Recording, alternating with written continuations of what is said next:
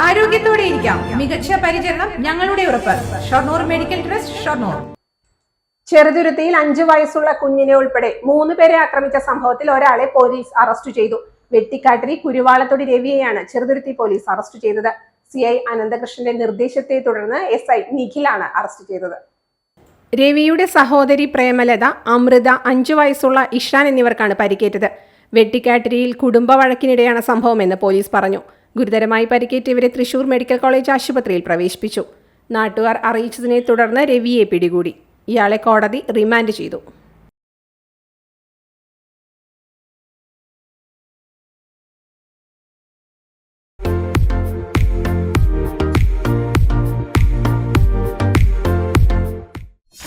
.view news, കാഴ്ചകളാണ് ലോകം, കണ്ടു തുടങ്ങുക.